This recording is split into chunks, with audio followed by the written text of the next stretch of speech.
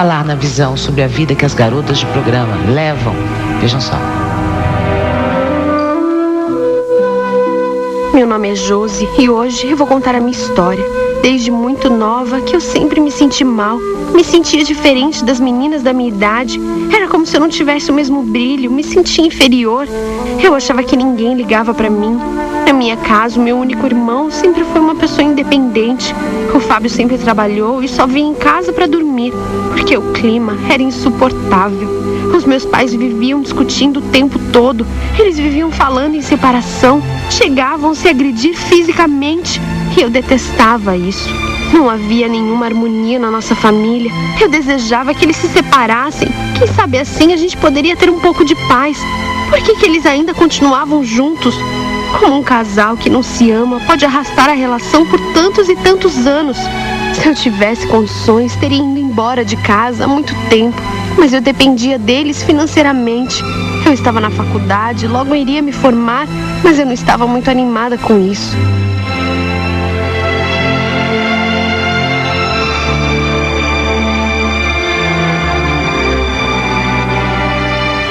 O que me deixava um pouco mais aliviada era a amizade com a Bia. Nós éramos muito amigas desde a infância. Estudamos juntas em quase todas as séries e nos separamos apenas na faculdade. Isso não impediu que continuássemos unidas. Ela era minha melhor amiga e estava sempre por perto quando eu me sentia mal. Sabendo da barra pesada que eu passava em casa, ela sempre me chamava para ir para casa dela. Eu dormia lá e às vezes ficava dias.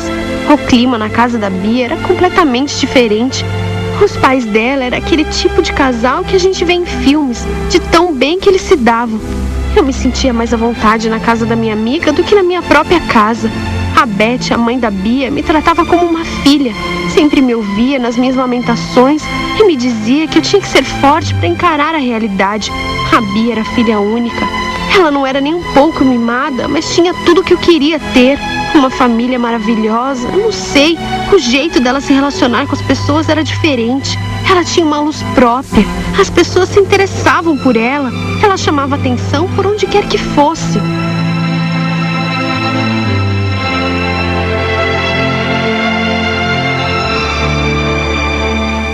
Eu não tinha inveja da minha amiga porque ela sempre tinha a iniciativa de dividir tudo comigo. A Bia sempre foi muito companheira.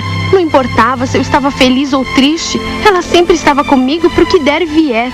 Ela vivia dizendo que eu era bonita, que eu tinha que me valorizar, sair da casca, perder o medo da vida. Mas eu não tinha ânimo pra nada. Quando a gente saía juntas, o Rafael, o namorado da Bia, sempre ia junto. Ele era um cara legal, que gostava muito dela. Eles viviam me falando que eu tinha que arrumar um namorado, me apaixonar, que a minha vida iria melhorar muito quando eu arrumasse alguém. Mas, sinceramente, eu até achava alguns rapazes interessantes, mas eu tinha a nítida certeza de que eles jamais olhariam pra mim, porque eu me sentia um lixo. A Bia vivia me falando que eu vivia muitos conflitos da minha família, que eu tinha que deixar isso de lado, porque esses problemas eram muito mais dos meus pais do que meus. Mas nem eu sabia explicar por que eu era tão negativa. Eu sempre achava que as coisas iam dar errado. Eu não tinha esperança pra nada.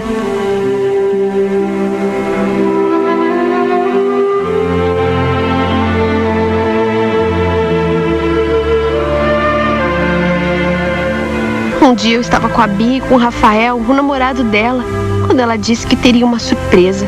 Minutos depois, chegou um rapaz. Eu não tinha desconfiado que aquela situação era armada. E ele se apresentou. Se chamava Luiz e ficou um clima estranho. A Bia ficava falando de mim pra ele e ele olhava sorrindo. Eu não sabia o que fazer. Foi só quando ele foi conversar com o Rafael que minha amiga disse que ele era o homem certo pra mim e que já havia falado de mim pra ele. Eu fiquei super nervosa. Eu não gostava desse tipo de coisa. E apesar de eu saber que ela tinha uma certa razão, eu me sentia uma idiota que precisava que alguém arrumasse um namorado pra mim. Eu não queria ninguém, eu não precisava disso. No fundo, eu me sentia mal comigo mesma, insegura, triste. Eu não gostava da minha aparência, eu tinha medo de me envolver. Pra mim, aquilo foi constrangedor. E é claro que não rolou nada porque eu não quis.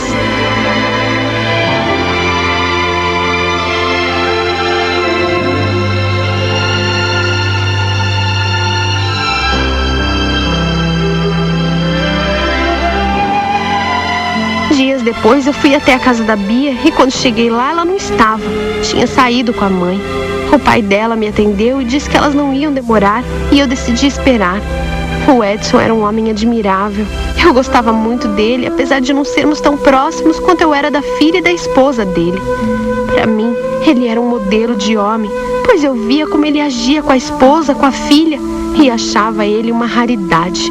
Naquela noite, porém, ele veio com uma conversa meio esquisita para cima de mim. O Edson sempre foi muito reservado, a gente nunca teve uma conversa séria. E ele começou a perguntar se eu estava namorando. Quis saber por que eu não tinha namorado, disse que eu era bonita.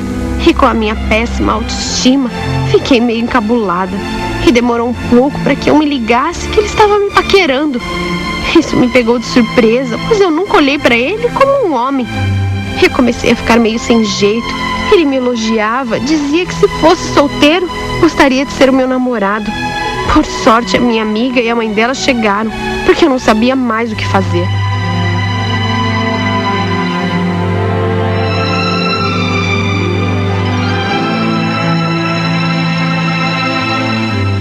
Nos dias que se seguiram, eu fiquei muito confusa.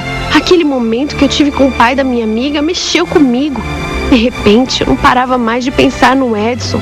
Eu ficava no meu quarto me lembrando do que havia acontecido. Será que ele estava mesmo a fim de mim? Como um homem bem casado, bem sucedido, podia se interessar por mim? Será que ele não estava feliz com a esposa? Para mim deveria ser um engano. Talvez eu tenha confundido as coisas. Era o que eu me dizia o tempo todo. Ainda assim, ele não saía da minha cabeça. Eu sabia de todos os contras em me apaixonar pelo Edson. Ele era o pai da minha melhor amiga. Era casado e muito bem casado. Não, isso não era para mim. Eu não deveria ficar sonhando com aquilo que eu não poderia ter. A Bia me ligou e me chamou para ir jantar na casa dela. Ela tinha algumas coisas para me contar, havia brigado com o namorado e na hora eu decidi que iria para lá.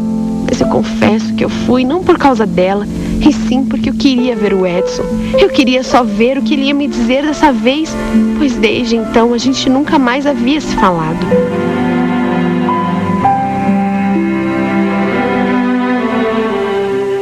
Chegando lá, fomos jantar. A minha amiga não estava muito bem, mas primeiro decidimos comer e depois conversar. Quando terminamos, ela e a mãe começaram a recolher os pratos e eu fiquei na mesa com o Edson. Eu estava tensa, mal conseguia olhar para ele. Eu estava nervosa por ter pensado que poderia haver alguma coisa entre nós. E de repente, quando ficamos sozinhos, ele me perguntou se eu não ia dar o meu telefone para ele. Na hora eu gelei, pois isso significava que eu não estava errada. Ele estava mesmo me paquerando. Dava para perceber isso pelo olhar dele. Eu estava com medo, a mulher dele poderia notar alguma coisa, mas algo dentro de mim falou mais alto e eu acabei cochichando meu telefone para ele, certa de que ele não ia conseguir memorizar. Eu tentei disfarçar quando a minha amiga voltou da cozinha e acho que a Bia nem notou nada, mas eu estava excitada demais, pois eu sentia que eu estava perdendo o controle da situação.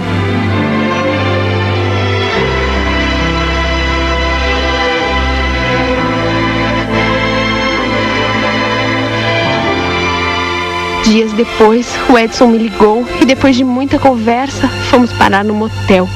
Eu estava num conflito moral. Eu sabia que o que eu estava fazendo era errado, mas ele acabou me convencendo e eu deixei o coração falar mais alto. O que eu sentia por ele era algo completamente novo para mim, um sentimento que me tomava, me fazia arder. Ele dizia que sempre quis ficar comigo, me pediu para deixarmos isso para lá, pois não queria estragar tudo naquele momento. Para mim isso serviu de aviso. Eu não entendi o que estava acontecendo, mas decidi pagar para ver. Eu estava apaixonada por aquele homem e ser correspondida significava que eu poderia ser feliz e finalmente havia chegado a minha vez. Eu não parava de pensar na relação dele com a esposa. Eu sempre admirei os dois. É claro que havia vários poréns. A minha amiga, por exemplo, eu acho que ela não ficaria nem um pouco feliz em saber o que estava acontecendo.